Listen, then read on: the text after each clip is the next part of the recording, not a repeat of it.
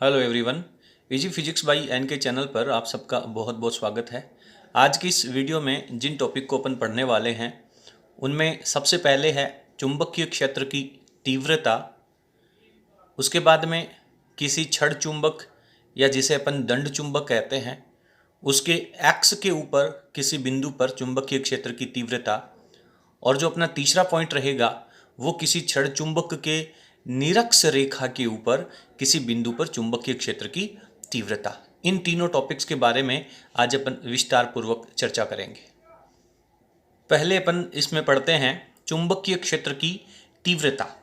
मान लीजिए यहाँ पे आपके पास कोई एक बार मैग्नेट है और इस बार मैग्नेट के चारों तरफ आप बहुत अच्छे से जानते हैं कि कुछ इस तरीके से चुंबकीय बल रेखाएं एन बिंदु से बाहर की तरफ निकलेंगी और ये बल रेखाएं एस बिंदु के ऊपर एंटर करेंगी।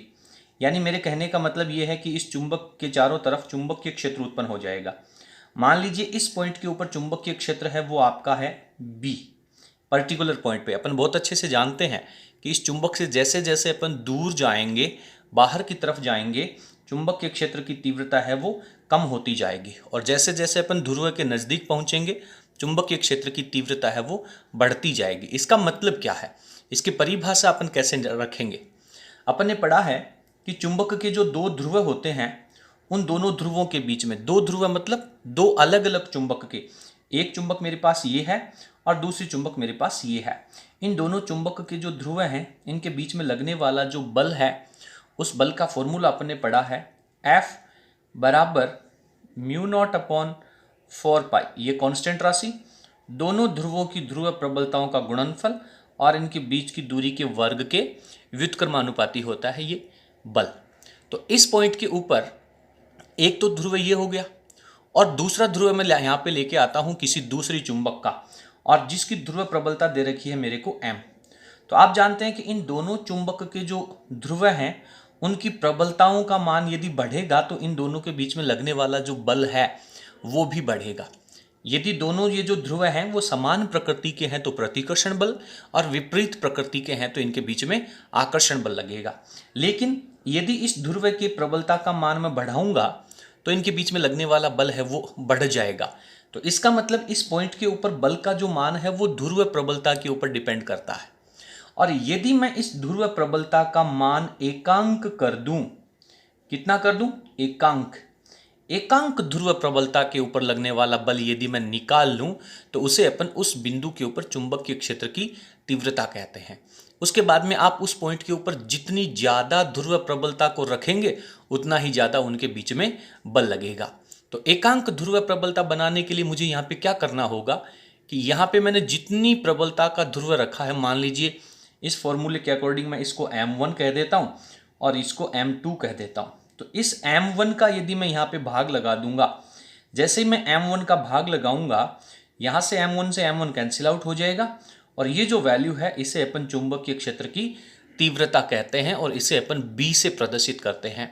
और ये जो चुंबकीय क्षेत्र की तीव्रता है वो एक सदिश राशि होती है और इसकी जो डायरेक्शन है वो बल की दिशा में होती है। तो कुछ इस तरीके से अपन इसको समझते हैं। अब यदि ये मेरे पास उत्तरी ध्रुव है तो यहाँ पे रखा जाने वाला जो ध्रुव है उसको यदि मैं उत्तरी ध्रुव कह दूंगा तो इनके बीच में प्रतिकर्षण बल लगेगा। और यदि इस चुंबक का मैंने दक्षिणी ध्रुव यहाँ पर रख लिया और ये वाला ध्रुव है इसको मैं अब भी उत्तरी ध्रुव ही रखता हूँ तो उस स्थिति में इनके बीच में लगने वाला बल है वो आकर्षण प्रकृति का होगा। तो यहाँ पे जो ध्रुव आपने रखा है इसकी जो स्थिति है वो आप उत्तरी ध्रुव कह दें, फिक्स कर दें आप इसको उत्तरी ध्रुव है। और इस ध्रुव को अपन कहेंगे प्रेक्षण आवेश। क्या कहेंगे, परीक्षण ध्रुव। जो परीक्षण ध्रुव है वो रखते हैं अपन उत्तरी ध्रुव और उस ध्रुव के एकांक वैल्यू के ऊपर लगने वाला जो बल है उसे अपन चुंबकीय क्षेत्र की तीव्रता कहते हैं। तो ये थोड़ा सा कंसेप्ट अपन ने समझने का प्रयास किया है। अब मैं यहाँ पर चुंबकीय क्षेत्र की तीव्रता की परिभाषा आप लोगों को लिखकर पहले बता देता हूँ। तो इसकी परिभाषा मैंने कुछ इस तरीके से लिखी है कि चुंबकीय क्षेत्र में किसी बिंदु पर रखे एकांक ध्रुव प्रबलता, ध्रुव प्रबलता कितनी होनी चाहिए इसकी, एकांक ध्रुव प्रबलता के उत्तरी ध्रुव पर, ये ध्रुव की प्रकृति कैसी होनी चाहिए, उत्तरी ध्रुव पर लगने वाला बल उस बिंदु पर चुंबकीय क्षेत्र की तीव्रता कहलाता है। यानी यहाँ पे आपके पास दो ध्रुव रखे हुए हैं, इनके बीच में आकर्षण या प्रतिकर्षण बल लगेगा। तो इस ध्रुव की वैल्यू यदि मैं एकांक कर दूं तो इस एकांक ध्रुव प्रबलता के उत्तरी ध्रुव के ऊपर लगने वाला जो बल है उसे अपन इस बिंदु की चुंबकीय क्षेत्र की तीव्रता कहेंगे, चुंबकीय क्षेत्र की तीव्रता कहलाता है। परिभाषा के अकॉर्डिंग फॉर्मूला क्या हो जाना चाहिए, F बराबर B बराबर F अपॉन M। चुंबकीय क्षेत्र की तीव्रता है वो बल बटा ध्रुव प्रबलता हो जाएगा। आप जानते हैं कि चुंबकीय क्षेत्र की तीव्रता है सर वो सदिश राशि है, सदिश राशि है तो इसकी जो डायरेक्शन है वो बल की दिशा के समान होती है, F वेक्टर अपॉन M। इसके अकॉर्डिंग यदि मैं इसके मात्रक की बात करूं तो बल का मात्रक न्यूटन और ध्रुव प्रबलता का मात्रक एम्पियर मीटर, और ये कैसी राशि है, सदिश राशि है। तो एक छोटी सी डेफिनेशन है वो चुंबकीय क्षेत्र की तीव्रता के बारे में पूछी जा सकती है। आप लोग इसको वीडियो की स्क्रीन को पॉज करके और अच्छे तरीके से इसकी डेफिनेशन लिख लें। ये जो मैंने यहाँ पे वर्क कर रखा है ये रफ वर्क है, ये केवल आपको समझने के लिए है। अब अपन अगले टॉपिक में चलते हैं। अपने अगला टॉपिक है कि किसी छड़ चुंबक या दंड चुंबक के एक्स के ऊपर जो एक्स की रेखा है, मान लीजिए ये मेरे पास कोई एक छड़ चुंबक है, इस छड़ चुंबक का ये दक्षिणी ध्रुव है और ये उत्तरी ध्रुव है, और ध्रुवों के बीच की दूरी को अपन हमेशा प्रभावी लंबाई कहते हैं, जिसको मैंने यहाँ पर 2L लिखा है। सामान्यतः इसे अपन L से लिखते हैं, लेकिन 2L लिखने का कारण क्या है कि जब इसके मध्य बिंदु से इसकी आधी आधी दूरी रखूंगा तो उस समय इस दूरी को मैं L लिख पाऊंगा और इस दूरी को L लिख पाऊंगा। यदि मैंने दोनों ध्रुवों के बीच की टोटल दूरी को L लिखा होता तो इस आधी दूरी को मुझे L/2 और इस आधी दूरी को L/2 रखना पड़ता, तो उसमें कोई कन्फ्यूजन की स्थिति नहीं है। ये 2L मैंने मेरी कैलकुलेशन को थोड़ा इजी बनाने के लिए लिया है।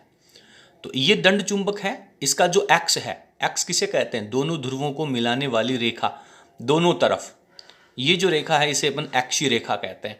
इस अक्षीय रेखा के ऊपर चुंबकीय क्षेत्र निकालना है, किसी पॉइंट के ऊपर जाकर के अपने को चुंबकीय क्षेत्र का मान निकालना है। ठीक है, तो अब मेरे को सबसे पहले दे क्या रखा है, मेरे को एक छड़ चुंबक दे रखा है। इस छड़ चुंबक के जो दोनों ध्रुव हैं उन दोनों ध्रुवों की जो ध्रुव प्रबलताएं हैं, आप जानते हैं कि एक चुंबक के दोनों ध्रुवों की ध्रुव प्रबलताएं हमेशा समान होती हैं। तो इसके ध्रुव की ध्रुव प्रबलता m है और इस ध्रुव की ध्रुव प्रबलता भी m हो जाएगी। इन दोनों ध्रुवों के बीच वाला पॉइंट है जिसे मैं O कह रहा हूं और इसकी जो लंबाई है वो 2L है। फिर इसके केंद्र बिंदु O से कितनी दूरी पर, R दूरी के ऊपर, और वो R दूरी कहां पर है, अक्षीय रेखा के ऊपर R दूरी पर एक पॉइंट P है, इस P पॉइंट के ऊपर मुझे चुंबकीय क्षेत्र निकालना है। क्लियर है। अब इस P पॉइंट के ऊपर चुंबकीय क्षेत्र जब अपन निकालेंगे तो यहाँ पे चुंबकीय क्षेत्र ये जो उत्तरी ध्रुव है वो भी उत्पन्न करेगा और दक्षिणी ध्रुव है वो भी उत्पन्न करेगा। उत्तरी ध्रुव के कारण चुंबकीय क्षेत्र की जो दिशा है वो बाहर की तरफ होगी और दक्षिणी ध्रुव के कारण जो चुंबकीय क्षेत्र की दिशा है वो अंदर की तरफ हो जाएगी। यानी दोनों के कारण चुंबकीय क्षेत्र विपरीत दिशा में हो जाएगा। फिर दोनों की डायरेक्शन को एक समान करने के लिए एक के साथ अपन नेगेटिव चिन्ह लगा देंगे, फिर दोनों का योग कर लेंगे। तो दोनों का जब योग करेंगे तो अपने P पॉइंट के ऊपर परिणामी चुंबकीय क्षेत्र आ जाएगा। डेरिवेशन कैसे लिखा जाता है ये आप बहुत अच्छे से जानते हैं। सबसे पहले अपने को उस टॉपिक से जुड़ा हुआ डायग्राम बनाना चाहिए। तो यहाँ पे मैंने इसका चित्र बना लिया है और इस चित्र के बारे में बहुत विस्तार से आप लोगों को समझा दिया। अब इसके 3 स्टेप होते हैं। सबसे पहले क्या दिया गया है, उसके बाद में क्या सिद्ध करना है, और फिर वो सिद्ध करने के लिए आपने क्या क्या रचनाएं करी हैं, और अंत में अपन उपपत्ति का पोर्शन, प्रूफ का पोर्शन लिखेंगे। तो सबसे पहले मैं यहाँ पे इस टॉपिक के बारे में जो जो बातें मुझे दे रखी हैं वो लिख लेनी चाहिए। इसके लिए अपने को जितना मिनिमम आवश्यक हो उतनी बातें लिखनी चाहिए, ज़्यादा विस्तार पूर्वक एक्सप्लेन करने की ज़रूरत नहीं है। मैंने यहाँ पे लिखा है कि किसी दंड चुंबक जिसका नाम मैंने दिया है Sn, उसकी ध्रुव प्रबलता m है। दोनों ध्रुवों की प्रबलताएं समान होती है तो इसलिए अपन सिंपल लिख सकते हैं कि ध्रुव प्रबलता m है एवं प्रभावी लंबाई कितनी ली है अपन ने, 2L है। ठीक है, इसके केंद्र से R दूरी के ऊपर, अब R दूरी तो चारों तरफ कहीं पर भी हो सकती है लेकिन इसको भी क्लियर करना है, R दूरी पर अक्ष पर बिंदु P है r दूरी के ऊपर, केंद्र से r दूरी के ऊपर और अक्षीय रेखा के ऊपर बिंदु P है, बिंदु P पर चुंबकीय क्षेत्र की तीव्रता ज्ञात करनी है। तो दिया गया है और सिद्ध करना है, दोनों स्टेटमेंट मैंने यहाँ पे लिख दिए हैं। अब क्या करें, पहले अपन इस उत्तरी ध्रुव के कारण यहाँ पे चुंबकीय क्षेत्र निकाल लेंगे, उसको B1 से रिप्रेजेंट कर देंगे, और फिर दक्षिणी ध्रुव के कारण यहाँ पे चुंबकीय क्षेत्र निकाल लेंगे, उसको B2 से लिख देंगे। थोड़ा सा मैं इसको ऊपर स्किप करूँगा, आप वीडियो की स्क्रीन को पॉज करें और नोट्स हैं वो अच्छे तरीके से उतार लें। चलिए यहाँ पे लिखता हूँ मैं, उत्तरी ध्रुव जिसका नाम क्या है N के कारण कहाँ पर, बिंदु P पर चुंबकीय क्षेत्र की तीव्रता, तो अभी आप लोगों ने पढ़ा है क्या कि चुंबकीय क्षेत्र की तीव्रता जो होती है वो एकांक ध्रुव के ऊपर लगने वाला बल होता है, और उसको अभी आपने रिप्रेजेंट किया था। मैं एक बार दोबारा आप लोगों को यहाँ पे दिखा देता हूँ कि ये मेरे पास बल का फॉर्मूला है μ0/4π m1 m2 r का स्क्वायर, और इस ध्रुव प्रबलता को एकांक बनाने के लिए m1 का भाग लगा दिया, m1 से m1 कैंसिल आउट हो गया। तो ये जो m2 यहाँ पे बचा हुआ है ये वो ध्रुव है जिसकी वजह से चुंबकीय क्षेत्र यहाँ पे हो रहा है। उस पॉइंट के ऊपर आपने जो ध्रुव रखा था उसको तो आपने एकांक कर दिया, तो ये उस ध्रुव प्रबलता है जिस ध्रुव की वजह से यहाँ पे चुंबकीय क्षेत्र उत्पन्न हो रहा है। तो यहाँ पे आपने जो ध्रुव लिया है उसकी ध्रुव प्रबलता कितनी है, m है। तो आपके पास ये जो फॉर्मूला है चुंबकीय क्षेत्र की तीव्रता का वो क्या हो जाना चाहिए, B बराबर μ0/4π और उस ध्रुव की प्रबलता जिसकी वजह से चुंबकीय क्षेत्र उत्पन्न हो रहा है m लिखेंगे, और बट्टा में दूरी का स्क्वायर। इसको अपन थोड़ा सा यहाँ पे क्लियर करते हैं। तो इसको मैंने लिखा है B1 से, अभी मैं वेक्टर नहीं लगाऊंगा, केवल संख्यात्मक मान लिखूंगा। तो वैल्यू आएगी कि सर μ0/4π m लिखना है, बट्टा में दूरी का स्क्वायर। दूरी किसकी, उस ध्रुव से उस बिंदु की दूरी। तो केंद्र बिंदु से जो दूरी है वो आपकी r है, और आपको दूरी चाहिए उत्तरी ध्रुव से। तो O से लेकर के उत्तरी ध्रुव तक जब आप पहुंचेंगे तो आपने L दूरी तो पार कर ली, तो बची हुई दूरी कितनी है, इस उत्तरी ध्रुव से P बिंदु की दूरी कितनी है, आप सोच के बताएं देखें। तो r माइनस L लिख दूं, r माइनस L का स्क्वायर। और यदि आप यहाँ पे वेक्टर लिखेंगे तो वेक्टर लिखने पर क्या हो जाएगा, इस चुंबकीय क्षेत्र की दिशा भी आपको बतानी है। तो उत्तरी ध्रुव की वजह से जो चुंबकीय क्षेत्र होता है वो बाहर की तरफ होता है। तो यहाँ पे लिखता हूं मैं x रेखा पर किधर की तरफ, बाहर की ओर। ठीक है, तो ये जैसे ही आप ये डायरेक्शन लिखेंगे दैट टाइम आप इसके ऊपर वेक्टर लगा सकते हैं। अगर आपने केवल वेक्टर लगाया और ये इसकी दिशा नहीं लिखी तो अपना टॉपिक है वो गलत हो जाएगा। ये अपने चर्चा कर ली उत्तरी ध्रुव की। अब इसी प्रकार अपन ले लेते हैं दक्षिणी ध्रुव। तो इसको लिखेंगे अपन दक्षिणी ध्रुव है, क्या नाम है, S। उसके कारण कहाँ पर चाहिए, बिंदु, ऊपर वाली लाइन को आप देख करके लिख सकते हैं ताकि सेम रहे, P पर चुंबकीय क्षेत्र की तीव्रता, यही तो है। और इस तीव्रता को आप रिप्रेजेंट किससे कर देंगे, B2 से रिप्रेजेंट कर देंगे। तो B2 कितना हो जाएगा, अभी मैं वेक्टर नहीं लगाऊंगा, तो फॉर्मूला तो वही है μ0/4π, तो कांस्टेंट हो गया। और S ध्रुव की ध्रुव प्रबलता कितनी है, एक चुंबक की तो सेम ही रहती है, m हो गया। बात करें दूरी की, तो S से लेके O तक की दूरी हो गई L, और O से लेके P की दूरी दे रखी है आपको R। तो क्या लिखेंगे इसे, सर R प्लस L लिख दीजिए। बहुत बढ़िया, ये मैंने आपके कहने पर R प्लस L लिख दिया। बात करें इसके वेक्टर की, तो यहाँ पे मैंने वेक्टर लगाया, और आप जानते हैं कि दक्षिणी ध्रुव के कारण चुंबकीय क्षेत्र तो अंदर की तरफ होता है, तो इस P पॉइंट पर दक्षिणी ध्रुव के कारण चुंबकीय क्षेत्र की दिशा, चलिए यहाँ पे लिख लेता हूँ मैं B1 वेक्टर की दिशा, और ये डायरेक्शन हो जाएगी आपके पास B2 वेक्टर की, क्योंकि दक्षिणी ध्रुव के कारण अंदर की तरफ हो जाएगा। तो यहां पर लिखता हूं मैं एक्स रेखा पर, किधर, अंदर की ओर, अंदर मतलब चुंबक की ओर। ज्यादा नहीं लिखना है, केवल सांकेतिक भाषा के रूप में लिख देना है। तो अंदर की ओर, यह आपके पास दक्षिणी ध्रुव के कारण चुंबकीय क्षेत्र हो गया। अब क्या करें, यदि मैं इन दोनों की डायरेक्शन को समान करना चाहूं तो मुझे इस डायरेक्शन को यदि बदलना है तो इसके साथ में मुझे यहाँ पे माइनस लगा देना चाहिए। तो क्या मैं इसको इस तरीके से लिख सकता हूँ, B2 वेक्टर, सर यहाँ पे म्यू नॉट लिख दीजिए, अपॉन में 4 पाई लिख दीजिए, और m अपॉन ये r प्लस एल का स्क्वायर चल रहा है। और यदि मैं इसकी दिशा लिखूं अक्ष रेखा पर, अपोजिट डायरेक्शन ले, अंदर का अपोजिट क्या हो जाएगा, बाहर की ओर। तो जैसे ही मुझे यहाँ पे बाहर की ओर लिखना है वैसे ही मुझे यहाँ पे क्या लगाना होगा, माइनस लगाना होगा। तो इस ऊपर वाली वैल्यू को आप इक्वेशन नंबर 1 कह दें और इसको आप इक्वेशन नंबर 2 कह दें।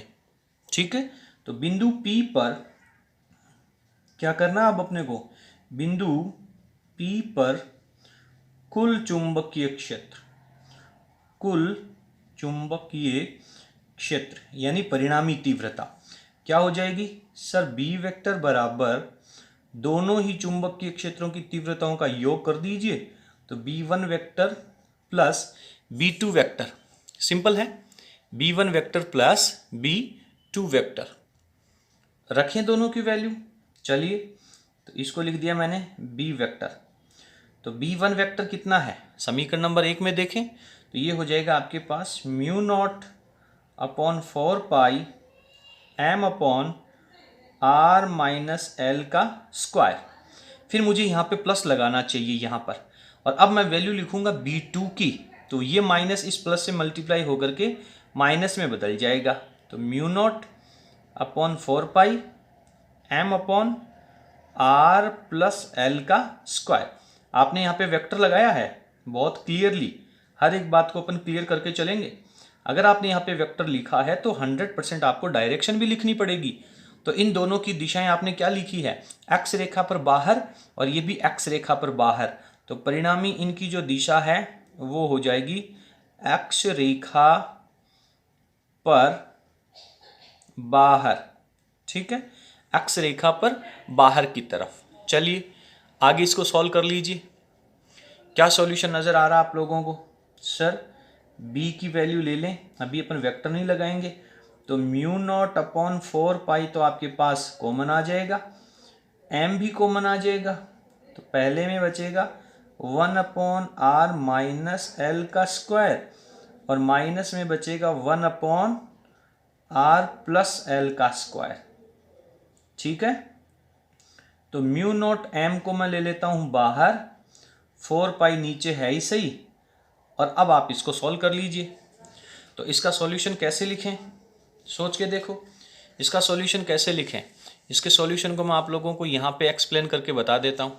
तो मुझे क्या करना है, r माइनस एल का स्क्वायर और r प्लस एल का स्क्वायर, इन दोनों का एलसीएम लेना है। तो मैं इसको लिखता हूँ कि r माइनस, क्या लिखूँ, r माइनस एल का square multiply r plus l का स्क्वायर। ऐसे तो करते हैं अपन, जब एलसीएम निकालना हो तो हर की संख्याओं को गुणा में कर दें। तो अब मैं क्या करूं, इन दोनों को अलग अलग लिख लूं। तो r माइनस एल लिख लिया, और स्क्वायर को मैं दोबारा r माइनस एल लिख लूं, इसको r प्लस एल लिख लूं, और इसको भी r प्लस एल लिख लूं। सिंपल है, दिक्कत बोलो नहीं है। तो ये r माइनस एल और ये r plus L, x minus Y और x प्लस वाई गुणनखंड को संयोजित करेंगे तो x square minus Y square यानी r square minus L square आ जाएगा इन दोनों की जगह। और इसी तरीके से इसको कर लें तो ये भी R square minus L square आ जाएगा, और इन दोनों को एक जगह कर लें तो ये हो जाएगा r square minus L square का होल स्क्वायर। तो ये बात आपको समझनी है, मैं यहाँ पे डायरेक्ट इसका एलसीएम है वो अप्लाई करता हूँ। तो इसका एलसीएम कितना हो जाएगा, इसका एलसीएम हो जाएगा sir r square minus L square का होल स्क्वायर। ये बात आपको समझनी है केवल एक बार के लिए, परीक्षा में डायरेक्ट आप ऐसे ही लिखेंगे, पर आपके दिमाग में ये कहानी क्लियर होनी चाहिए कि ये आया कैसे। अब जब आपने इस संख्या में पहली संख्या के हर का भाग लगाओगे तो दूसरी संख्या बचेगी, और दूसरी संख्या का भाग लगाओगे तो पहली बचेगी। तो मैंने जब r माइनस एल के होल स्क्वायर का भाग लगाया तो r प्लस एल का होल स्क्वायर बच गया मेरे पास, और r प्लस एल का होल स्क्वायर जब मैं ओपन करूंगा तो क्या होगा, r square plus l square plus 2rl, x plus y का होल स्क्वायर लगा दिया। अब की बार मैं r प्लस एल के होल स्क्वायर का भाग लगाऊंगा तो मेरे पास बचेगा r माइनस एल का होल स्क्वायर, और यहां पर मेरे पास माइनस भी है। तो r माइनस एल का जो होल स्क्वायर जब ओपन होगा तो ये होगा x square plus y square minus 2xy, और उसके साथ में माइनस भी लगा हुआ है तो वो सब के निशान बदल देगा। तो ये बन जाएगा मेरे पास माइनस का आर स्क्वायर माइनस का एल स्क्वायर, और फिर वैल्यू हो जाएगी प्लस का 2rl, ठीक है। और ये ब्रैकेट बंद हो जाएगा। यहाँ से ये आर स्क्वायर से आपका ये आर स्क्वायर कैंसिल, ये एल स्क्वायर से आपका ये एल स्क्वायर कैंसिल। तो फाइनल जो आपके पास रिजल्ट आएगा बी का, तो वो बी बराबर रह जाएगा सर म्यू नॉट एम लगा दीजिए बट्टा में 4 पाई लिख दीजिए, और यहाँ पे हो गया आपके पास प्लस का 2rl प्लस का 2rl 4rl upon r square minus L square का होल स्क्वायर। क्लियर है, इतना आ जाएगा। अब चलिए कैलकुलेशन को सॉल्व करें। एक छोटा सा अपन नोट लगाएंगे, क्या, चूंकि जो r है वो बहुत बड़ा है l की तुलना में, यानी जो आपने x के ऊपर दूरी r ली है वो प्रभावी लंबाई की तुलना में बड़ी है, और जब ये वैल्यू बड़ी है और आप इनका जब स्क्वायर करेंगे तो r का स्क्वायर है वो तो बहुत बड़ा हो जाएगा एल स्क्वायर की तुलना में, ठीक है। जब आर स्क्वायर बहुत बड़ा है एल स्क्वायर बहुत छोटा है तो r square minus L square की जगह आप क्या लिख पाएंगे, तो यहां मैं लिख देता हूं कि आर स्क्वायर माइनस जो एल स्क्वायर है इसकी जगह मुझे अप्रॉक्सीमेट वैल्यू है वो आर स्क्वायर लिख देनी चाहिए, ठीक है। और जब मैं ये वैल्यू आर स्क्वायर रखूंगा इस अंदर वाले की जगह और उसके ऊपर स्क्वायर और लगा हुआ है तो वैल्यू नीचे क्या बन जाएगी, r की पावर 4 रह जाएगी। आप वीडियो की स्क्रीन को पॉज करें और नोट्स को अच्छे तरीके से लिख लें। अब मुझे अगले पेज के ऊपर जाना होगा ताकि आप लोग इसको अच्छे से समझ सकें। अपन अगले पेज पे चलते हैं और डायरेक्ट मैं r square minus L square की जगह आर स्क्वायर रख करके उसका स्क्वायर को रिप्लेस करूंगा तो r की पावर 4 लिखूंगा, ठीक है। तो अब मेरे पास क्या बन जाएगा सर, b बराबर म्यू नॉट अपॉन 4 पाई तो आपके पास पहले से बटा में है, ठीक है। ऊपर है सर आपके पास 4rl अपॉन r की पावर 4, ठीक है। ध्यान दें इस 4 को 4 से काटना नहीं है, बिकॉज म्यू नॉट अपॉन 4 पाई है उसको अपने को स्टेबल रखना है, कांस्टेंट वैल्यू। इस r से इस r क्यूब को आप काट सकते हैं, तो आपके पास वैल्यू आ जाएगी म्यू नॉट अपॉन 4 पाई और बटा में लिख लेता हूं मैं इसको r क्यूब, ठीक है। अब आप लोगों ने चुंबक का चुंबकीय आघूर्ण पढ़ा है। चुंबक का चुंबकीय आघूर्ण क्या होता है, m बराबर एक ध्रुव की ध्रुव प्रबलता m है और दोनों ध्रुवों के बीच की प्रभावी लंबाई का गुणनफल। अक्सर अपन प्रभावी लंबाई को L लेते हैं, पिछले जितने भी वीडियो हैं उनमें सब में हमने L ले रखा है इसलिए L से गुणा करते थे।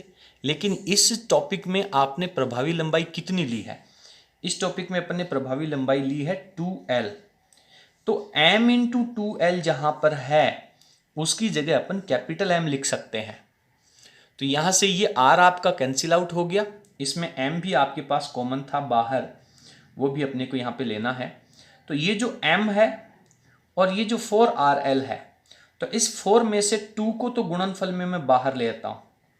तो अब क्या रह गया आपके पास, m इंटू 2l, r तो कैंसिल आउट हो गया ना यहाँ पर, समझिए देखें r तो यहाँ पे नीचे 4 से कैंसिल आउट हो गया, तो आपके पास ऊपर रह गया m, 4 में से 2 में बाहर ले आया तो m2l, और m2l की जगह क्या लिख सकता हूं मैं, कैपिटल M लिख सकता हूं।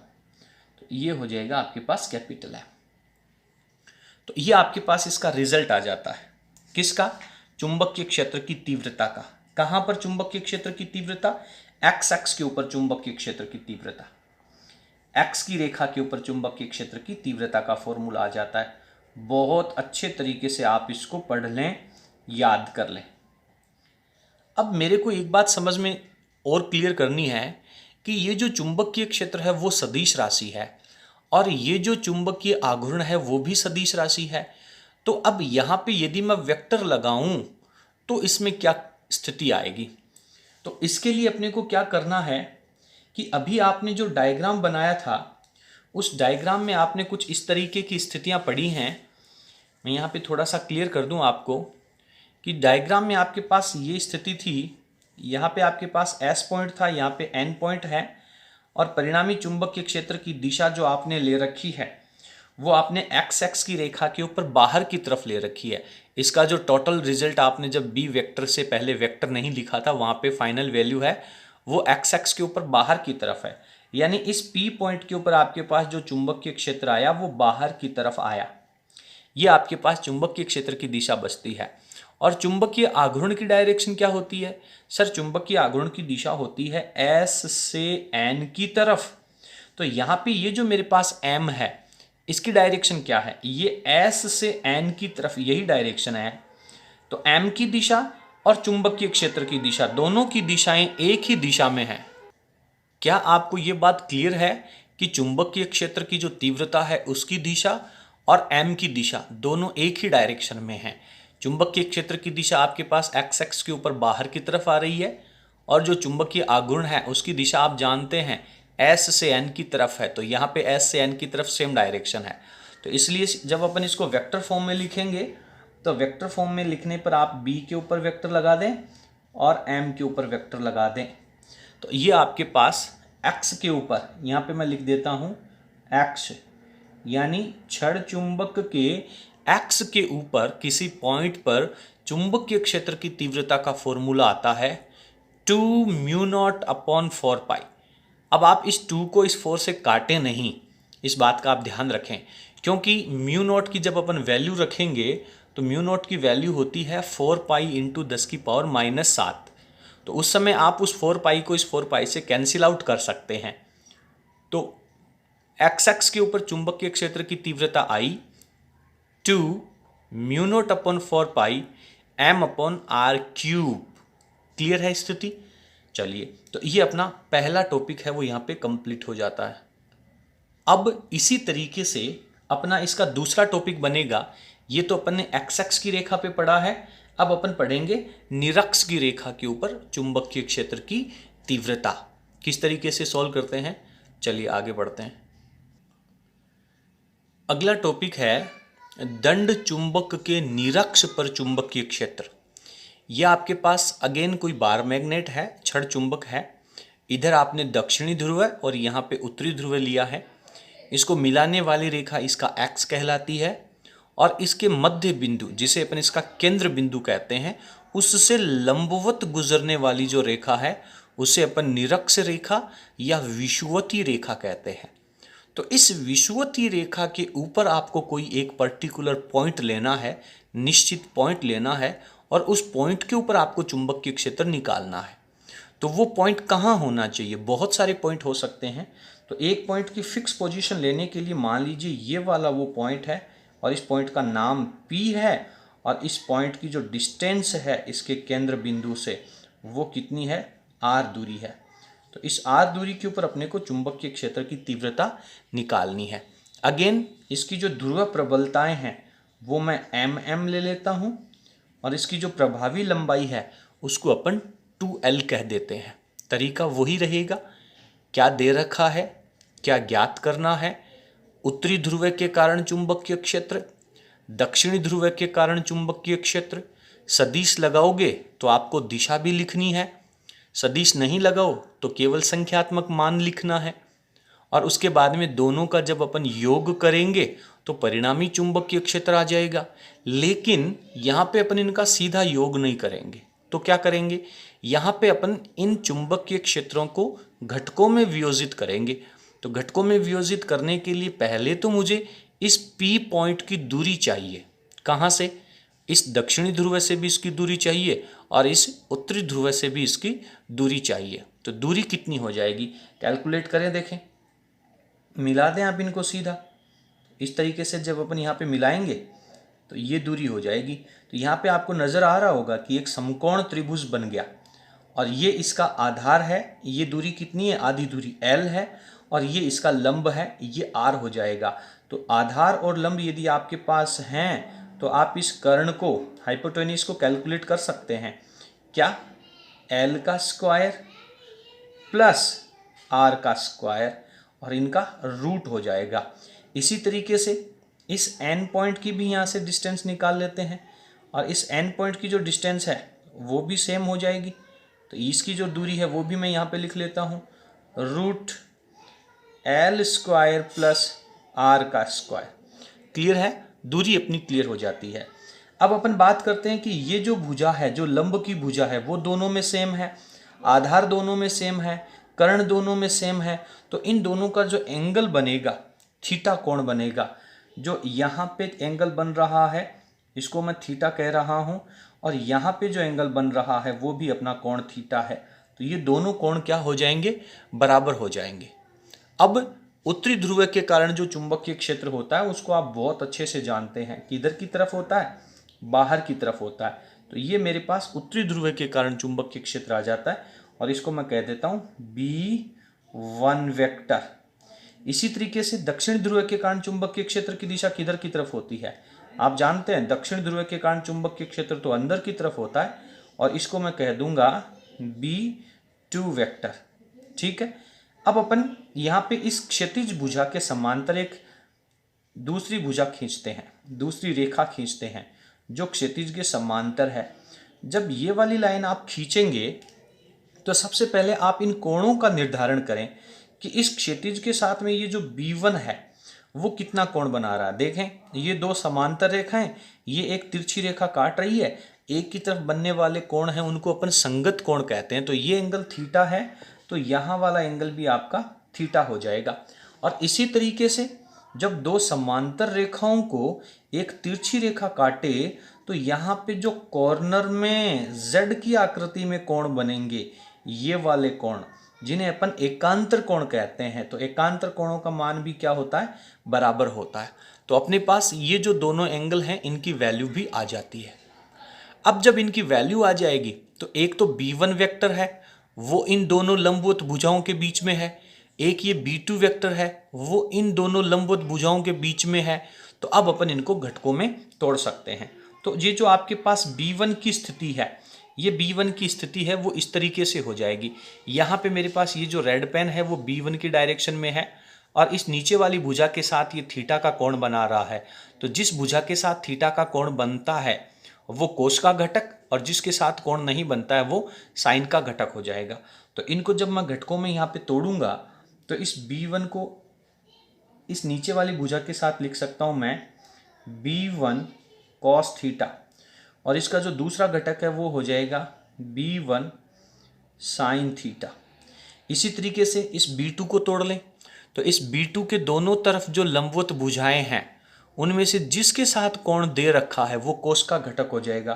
तो ये हो जाएगा आपके पास B2 कॉस थीटा का घटक और ये जो नीचे की तरफ लाइन दे रखी है ये नीचे की तरफ का घटक है, ये हो जाएगा आपके पास B2 साइन थीटा का घटक। समझना है अपने को, डायग्राम थोड़ा सा कॉम्प्लिकेटेड नज़र आ रहा है लेकिन आप यदि इसको स्टेप बाय स्टेप समझेंगे तो हर एक बात है वो आप लोगों की क्रिस्टल क्लियर हो जाएगी। अब मैं सबसे पहले मुझे इस टॉपिक में क्या दे रखा है उसको लिख लेता हूँ। तो यहाँ पे अपन ने लिखा है कि किसी दंड चुंबक जिसका नाम Sn है उसकी ध्रुव प्रबलता m, दोनों ध्रुवों की प्रबलताएं समान होती हैं। ध्रुव प्रबलता m एवं प्रभावी लंबाई है उसको अपन ने 2l कह रखा है। चित्र में आप लोगों को समझ में आ रहा है। इसके केंद्र, क्या नाम है केंद्र, O से कितनी दूरी पर, r दूरी पर। कौन सी रेखा पर, निरक्ष पर। बिंदु का नाम क्या है, बिंदु P पर। क्या करना है, चुंबकीय क्षेत्र की तीव्रता ज्ञात करनी है। दिया गया है का पोर्शन और सिद्ध करना का पोर्शन अपन ने एक ही पैराग्राफ में लिख दिया। ठीक है, अब अपन क्या करें, पहले उत्तरी ध्रुव के कारण चुंबकीय क्षेत्र और दक्षिण ध्रुव के कारण चुंबकीय क्षेत्र की तीव्रता कैलकुलेट करते हैं। अब अपन लिखते हैं उत्तरी ध्रुव, क्या नाम है उसका, N। उत्तरी ध्रुव N के कारण, किसके ऊपर, उत्तरी ध्रुव N के कारण बिंदु P पर चुंबकीय क्षेत्र की तीव्रता। बार बार जब अपन इन टॉपिक्स को लिखेंगे तो अपनी आदत हो जाएगी और अपनी जो लैंग्वेज है वो भी लगभग फिक्स हो जाएगी। तो चुंबकीय क्षेत्र की तीव्रता, क्या नाम दे दूं उसको मैं, B1 कह देता हूं। कितना हो जाएगा, आपने लिख करके आए हैं, B1 बराबर μ0/4 सर कांस्टेंट होगा। ध्रुव प्रबलता m है, बटा में दूरी का स्क्वायर। तो उत्तरी ध्रुव से P के ऊपर जो दूरी है वो अंडर रूट में दे रखी है और इसका जब अपन स्क्वायर करेंगे तो रूट यहाँ से हट जाएगा, तो ये L² प्लस R² हो जाएगा। इसको मैं समीकरण नंबर 1 कह देता हूँ। और यदि आप इसके दिशा की बात करें तो B1 के ऊपर जब अपन वेक्टर लगाएंगे तो आपको लिखना होगा N से P की दिशा में, N से P की दिशा में। लेकिन अपने को इसके वेक्टर की कहानी नहीं लिखनी है, इसको वेक्टर फॉर्म में नहीं लिखना है, केवल इतना सा लिखना है। ठीक है, अब बात करते हैं अपन दूसरे ध्रुव के कारण। आप वीडियो की स्क्रीन को पॉज करके और इनको लिखते जाना साथ में। अब मैं लिखता हूं दक्षिणी ध्रुव, दक्षिणी ध्रुव, क्या नाम है उसका, S के कारण बिंदु, वही तरीका है, बिंदु P पर चुंबकीय क्षेत्र की तीव्रता, वही डेरिवेशन है, वही कहानी है, बार बार अपना वही मेथड रहेगा। इसको अपन B2 से कह दें। ठीक है सर, तो B2 की वैल्यू क्या हो जाएगी, B2 बराबर μ0/4 ध्रुव प्रबलता m है और दूरी भी वही है, तो दूरी का जब आप स्क्वायर करोगे तो L² प्लस R² हो जाएगा।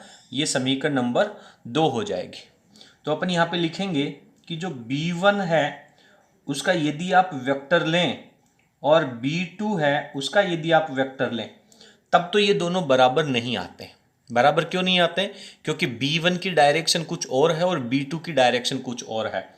लेकिन जब आप इनका मोड लेते हैं, मोड लेने का मतलब है इनका परिमाण लेते हैं, तो इनका जो संख्यात्मक मान है वो क्या प्राप्त होता है, बराबर प्राप्त होता है। दोनों समीकरणों में आप देखेंगे तो इनका जो संख्यात्मक वैल्यू है वो बराबर होती है। तो यहाँ पे अपन ये लिख सकते हैं। अब अपने को क्या करना चाहिए, तरीका वही है कि B1 और B2 को घटकों में वियोजित कर लेते हैं। तो यहाँ पे लिखता हूँ मैं चुंबकीय क्षेत्र की तीव्रता, चुंबकीय क्षेत्र की तीव्रता B1 वेक्टर एवं B2 वेक्टर को क्या करें अपन, घटकों में वियोजित करने पर, तोड़ने पर, घटकों में वियोजित करने पर क्या होगा, इनका जो ऊर्ध्वाधर घटक है, चित्र में आपने देखा होगा क्या कि B1 साइन थीटा और B2 साइन थीटा दोनों का परिमाण बराबर है, क्योंकि B1 और B2 बराबर है, साइन थीटा बराबर है, तो दोनों का परिमाण बराबर है और दिशाएं विपरीत हैं, तो ये एक दूसरे को कैंसिल कर देंगे। तो चुंबकीय क्षेत्र का केवल कौन सा घटक बचेगा, क्षैतिज घटक बचेगा, क्योंकि इन दोनों की डायरेक्शन है वो एक ही दिशा में है, तो क्षैतिज घटक है वो अपने सामने आएगा। तो इसको अपन क्या लिखेंगे कि चुंबकीय क्षेत्र की तीव्रता B1 और B2 है, उसको घटकों में वियोजित करने पर ऊर्ध्वाधर घटक परिमाण में परिमाण में समान एवं दिशा में क्या है, विपरीत, दिशा में विपरीत होने के कारण क्या हो जाते हैं, दिशा में विपरीत होने के कारण निरस्त हो जाते हैं, निरस्त हो जाते हैं। और कौन से घटक रह गए, क्षैतिज घटक रह गए। एवं इनके जो क्षैतिज घटक हैं, क्षैतिज घटक एक ही दिशा में होने के कारण, एक ही दिशा में होने के कारण क्या हो जाते हैं, जुड़ जाते हैं, होने के कारण जुड़ जाते हैं। ये टॉपिक आपने पहले भी पढ़ा है। कहाँ पढ़ा है, जब आप लोगों ने विद्युत द्विध्रुव पढ़ा है और उसके एक्स पर और निरक्ष पर विद्युत क्षेत्र की तीव्रता निकालना पड़ा था। तो उस तरीके से ही अपने को सेम मेथड यहाँ पे करना है। तो परिणामी चुंबकीय क्षेत्र क्या हो जाएगा, जो बी वेक्टर है वो हो जाएगा सर B1 वेक्टर और B2 वेक्टर। अब इनको अपन ने घटकों में तोड़ लिया, तो ऊर्ध्वाधर घटक है वो तो इनके निरस्त हो गए। तो परिणामी चुंबकीय क्षेत्र जो बचेगा वो बचेगा आपके पास B1 का cos थीटा घटक और B2 है उसका भी cos थीटा घटक। अब चूंकि B1 और B2 क्या है, बराबर है, तो इसको मैं क्या लिख सकता हूं, 2B1 cos थीटा। रेफरेंस डाल देता हूं मैं अगेन कि B1 का वेक्टर का मोड और B2 के वेक्टर का मोड दोनों क्या है, बराबर हैं। तो B की वैल्यू है वो आपके पास 2B1 cos थीटा हो जाएगा। तो B बराबर वैल्यू क्या रहेगी, 2 रखा, B1 की वैल्यू रख दीजिए आप यहाँ पर। ऊपर आपने समीकरण नंबर 1 में लिखा है B1 की वैल्यू μ0 अपॉन 4 पाई m अपॉन क्या हो जाएगा, L स्क्वायर प्लस R का स्क्वायर। ठीक है, ये तो B1 रख दिया। अब बात करें अपन cos थीटा की, तो वापस अपने को डायग्राम में चलना होगा। cos थीटा क्या हो जाएगा, यहाँ से देखें, अगर इस एंगल को मैं थीटा लेता हूँ तो cos थीटा का मतलब होता है आधार बटे कर्ण। तो आधार में मेरे पास वैल्यू हो जाएगी इसकी L और कर्ण हो जाएगा √L square plus R square. तो ये जो ट्राइंगल है इससे अपन cos थीटा की वैल्यू है वो फाइंड आउट करेंगे। तो डायरेक्ट अपन लगाएंगे कि cos थीटा की वैल्यू कितनी होती है। तो यहाँ पर cos थीटा की वैल्यू अगर अपन रखें तो अभी अपन ने चर्चा करी है कि cos थीटा की वैल्यू तो सर आधार L की वैल्यू और बटा में कर्ण √L square plus R square हो जाएगा। रेफरेंस डाल दीजिए, चूंकि cos थीटा है उसकी value L upon √L square plus R square होगी। और ये बात जब आप यहाँ पे अप्लाई करेंगे तो आपके पास B की वैल्यू आ जाएगी कितनी, 2μ0 अपॉन 4 पाई mL और बटा में क्या रह गया, ये L square plus R square की पावर 1 है और ये L square plus R square की पावर आधी है। दोनों का आधार बराबर गुणा में वैल्यू तो घातें जुड़ जाएंगी। तो यहाँ पे अपन ब्रैकेट में लिखेंगे L square plus R square की पावर 3/2 लिख देंगे। ठीक है, अब वापस अपने को ये जो L स्क्वायर और R स्क्वायर का जो कंसेप्ट है उसको भी अपन अप्लाई करते हैं। अगले पेज में चलता हूं मैं। तो यहाँ पे मैं लिखता हूं चूंकि जो R है वो बड़ा है L की तुलना में और यदि मैं इनका स्क्वायर करूं तो जो R स्क्वायर होगा वो बहुत बड़ा हो जाएगा L स्क्वायर के तुलना में। और ऐसा अगर होगा तो मैं जो L square plus R square की वैल्यू है उसको अप्रॉक्सीमेट लिख सकता हूँ R स्क्वायर के बराबर में, क्योंकि L स्क्वायर तो बहुत छोटा है वो तो नेग्लिजिबल हो गया। तो अब आपके पास B के बराबर में वैल्यू क्या रही, पीछे वाले समीकरण को देखिए, 2μ0 अपॉन 4 पाई m और ब्रैकेट में क्या है आपके पास L square plus R square. तो उसकी जगह तो मैं लिखूंगा R का स्क्वायर और इसकी पावर कितनी चल रही है आपके पास 3/2। तो आप डायरेक्ट भी इसको ये लिख सकते थे, r² है वो बट्टा के 2 से कैंसिल आउट हो जाएगा और आपके पास पावर क्यूब रह जाएगी। यहाँ पर अपने पास इसमें ऊपर है वो L भी है, ठीक है। तो अब मैं इसको लिखता हूँ B बराबर, देखें आप सबसे पहले तो यहाँ पे लगाएं, चूंकि जो कैपिटल M चुंबकीय आघूर्ण है वो ध्रुव प्रबलता और दोनों ध्रुवों के बीच की प्रभावी लंबाई 2L के बराबर है। तो यहाँ पे मेरे पास μ0/4 तो कांस्टेंट है ही सही, ये M है, ये 2L है। तो M इंटू 2L को मैं यहाँ पे कैपिटल M लिख सकता हूँ और कैपिटल M लिखने पर इसका स्क्वायर और बटा का जो 2 है उसको कैंसिल आउट करूंगा तो r की पावर 3 रह जाएगा। तो ये आपके पास परिणामी चुंबकीय क्षेत्र की तीव्रता आ जाती है। किसके ऊपर?